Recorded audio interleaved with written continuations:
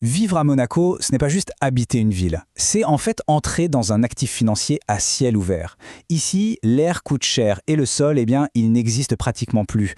Dans cette exploration, on va comprendre pourquoi il faut parfois débourser 100 000 euros pour un seul petit mètre carré. Et ce n'est pas pour une vue incroyable sur la mer ou un grand jardin, non, c'est pour obtenir un ticket d'entrée dans le club le plus fermé de la planète. Bienvenue dans ce qu'on pourrait appeler une véritable prison dorée, un sanctuaire financier où même les milliardaires se battent âprement pour de simples studios de 30 mètres carrés.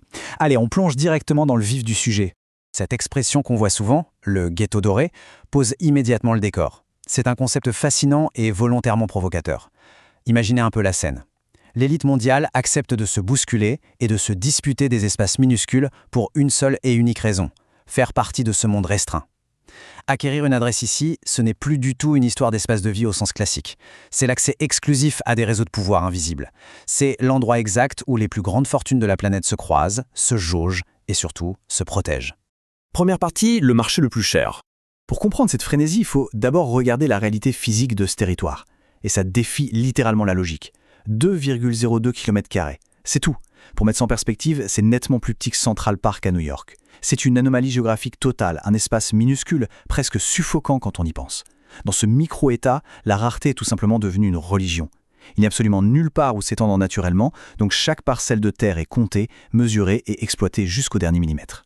Et forcément, les conséquences financières sont ahurissantes. Regardez bien ces projections pour 2026. On dépasse largement les 50 000 euros le mètre carré en moyenne. Et ce n'est qu'une moyenne. Dans les zones les plus prisées, comme le prestigieux Carré d'Or, les prix explosent et dépassent les 100 000 euros le mètre. 100 000 euros le mètre. Regardez une structure comme la Tour Odéon. Elle ne représente pas seulement le luxe extrême, elle incarne le renouveau vertical obligatoire d'un territoire qui ne peut absolument plus s'étendre horizontalement. Et pendant ce temps, juste en bas, dans le port Hercule, les yachts de 100 millions d'euros s'entassent les uns contre les autres comme des sardines dans une boîte en or. Ce qui nous amène au point numéro 2, la rareté foncière extrême.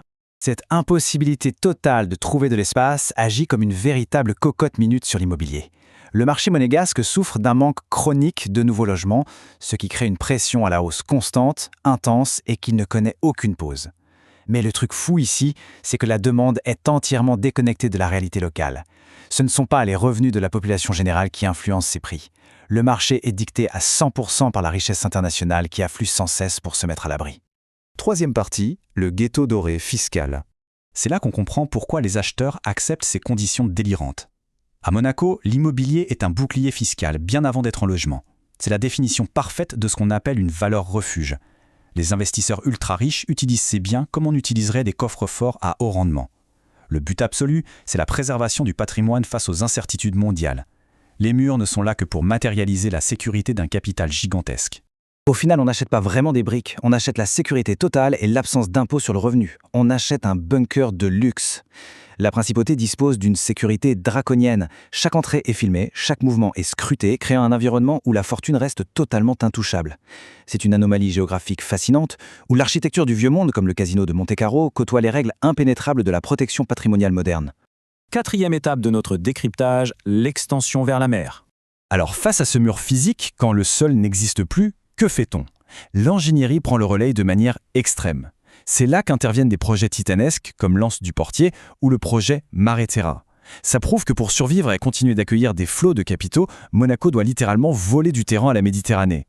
On fabrique de nouvelles terres à partir de rien en repoussant la mer avec des blocs de béton gigantesques qui pèsent des milliers de tonnes. L'ingénierie déployée est d'une complexité inouïe, tout ça parce qu'il est géographiquement impossible de faire autrement.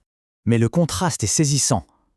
D'un côté, on crée à coups de milliards ces nouvelles terres artificielles, et de l'autre, la demande de l'élite mondiale reste absolument insurmontable. La réalité est brutale. Chaque mètre carré gagné sur l'eau au prix d'efforts monumentaux est déjà vendu à prix d'or avant même d'être officiellement construit. Cet exploit d'ingénierie, finalement, ce n'est qu'une minuscule goutte d'eau face à un océan de capitaux internationaux qui cherchent désespérément à s'abriter. Cinquième et dernière partie, le ticket d'entrée mondiale. Pour synthétiser ce que tout ça signifie à l'échelle globale, le fantasme du résident monégasque n'est pas vraiment une question de confort. C'est avant tout une question de statut social et de survie financière.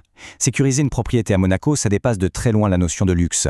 C'est devenu le hub ultime du pouvoir, le ticket membership obligatoire pour naviguer au sommet de la finance mondiale. Sans cette adresse, on reste tout simplement en dehors de l'un des cercles les plus fermés et les plus lourdement protégés de la planète. Ce qui nous amène à cette réflexion finale. Avec toutes ces données en tête, la vraie question n'est plus de savoir si cet immobilier est trop cher par rapport à sa taille. La véritable question, c'est de savoir combien on est prêt à sacrifier pour franchir cette frontière invisible. Quel est le prix ultime pour s'enfermer dans le coffre-fort le plus impénétrable au monde ?